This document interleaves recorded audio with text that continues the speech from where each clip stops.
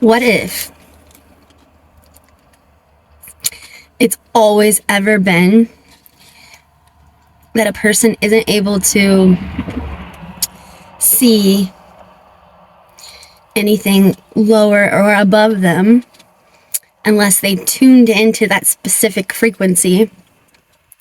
And that's why some people are able to see aliens and catch them even on video, because if you're at the frequency of whatever that thing that you're getting on camera was, you had to match their frequency to get on that level. But not only that, but when you're at that level, you change your devices, you change your reality, everything in your reality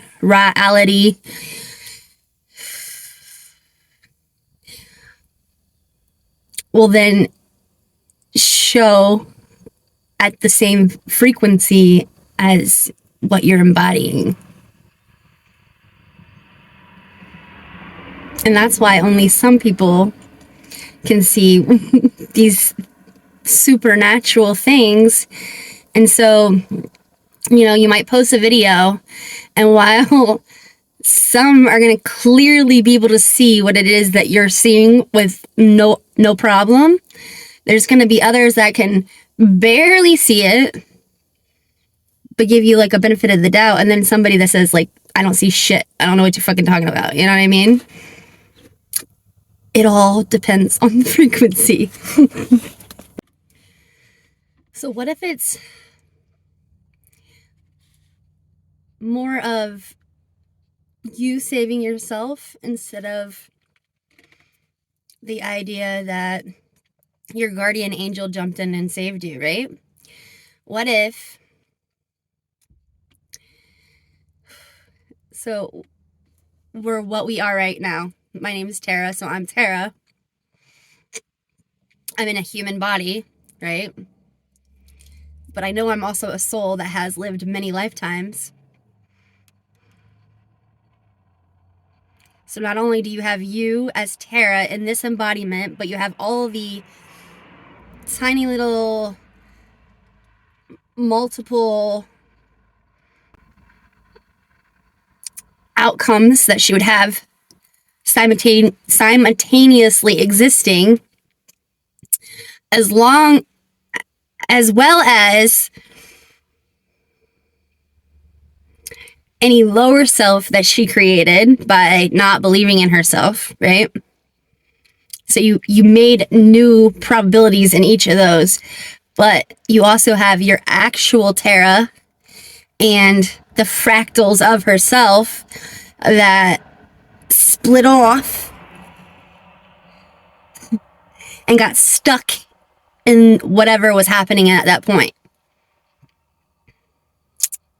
So you have these timelines that are playing out of your life from whatever reality that you have ever envisioned, whether that be good or bad. But you also have those fractals of self that got stuck at trauma points and couldn't leave that memory. They were literally stuck there, right?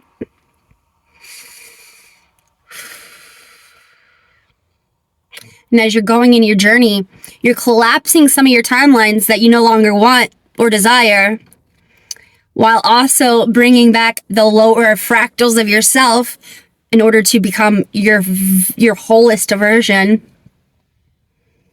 And when you're knocking out those timelines and calling back those fractals, your vibration is getting higher and higher because you're more embodied in what you want, because you know what you want. You know where you're going. You know what you fucking desire, right? Because as you're growing, you stop fucking settling for little. More and more. So you have your timelines, you have your fractals, you have then each past life that you've ever been and their fractals and their timelines. So say you had fucking 10 past lives. We'll say 10, even though there's a whole lot more that a normal person has. So each of those lives had their timelines that they had to collapse and their fractals that they had to call back. And however high they got on the ascension steps, right? And say you were an Egyptian god in one of those lifetimes, but then say you were a tree in one of the other ones. And because it's you as a soul that when you reincarnate here in your soul, you have one soul frequency, the original soul frequency, the high vibrational being. But then as you start growing and you create all these timelines of lower and higher versions of yourself, each one of them timelines and each one of those fractals has one part or 3 parts or 6 parts of your original essence. And so when you have all these lower vibrational frequencies or timelines and fractals that you no longer desire embodying, and you do the healing you need to collapse them and bring them back to you, you're becoming a higher frequency. You're becoming more of the original one source. So you can take that further. Well, so like that's why you could be a tree in one life or you could be a human in another one. And also remember that these things, all these past lives and in your life right now, everything is happening at once. So when you incarnate here in the beginning, whenever your soul originates,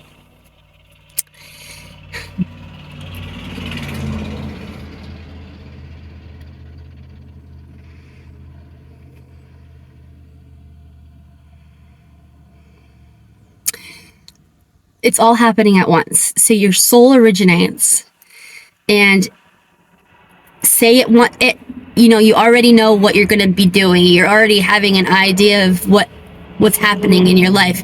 And because you make a contract before you come here. So if your contract was to have 15 lives here on Earth, they would all be happening at one time. Because there is no such thing as time. Everything is happening all at once. So that one source knows that it needs to split out between 15. So it splits automatically into fucking 15 parts. And from the 15 pieces of your soul, you make timelines and you make fractals. And then that pulls out even more of that one of 15 parts of essence. And then it becomes like smaller and smaller for that 1, and then that 2, and then that 3. But then there are some people that are here that originated on Earth. Like there was never a spirit outside of the soul that was on Earth. But I originated from a different star system, a different planet, whatever. Like, so you can actually originate on planets, on stars. You can originate on a star and then live out timelines or whatever on different planets. You can originate on a planet and then incarnate to Earth and live out your lives on Earth. But the fact is, it all happens at once because there is no such thing as time. It's all linear. It's all going in circles at all times. So, hypothetically, if I'm a spirit that is from either one planet or one star system that isn't Earth,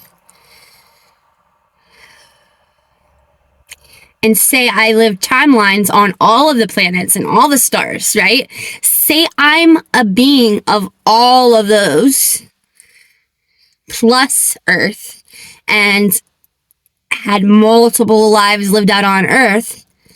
I'm then a spirit that has a soul that then has the embodiment of whatever the spirit has plus whatever the soul has. You all become one, and then that person hypothetically has the ability to shapeshift into whatever frequency they desire, as long as they meet that frequency of that thing that they want to go to, because you are that original spirit soul. You are already the soul and the spirit. You combined. Therefore, you're then one big source. And all you have to do is meet the frequency of whatever you want to be at that moment. So say I want to be one of Tara's past lives as Kiara. I can then match Kiara's frequency and then have the ability to switch my consciousness from this body to my other body. So then if I was a tree in a past life, it's the same thing. I can switch this consciousness into the tree as long as I meet the frequency of the tree. And that's also how channeling works, because all you're doing is tuning your station into whatever frequency the thing that you're channeling is at.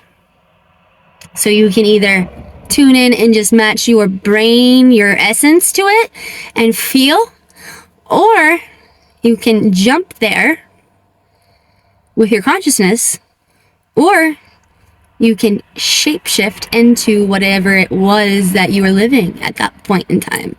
So say you were a fucking mermaid, you can jump into what would be a mermaid's body from that point in time that that mermaid is living out. You just have to match the frequency.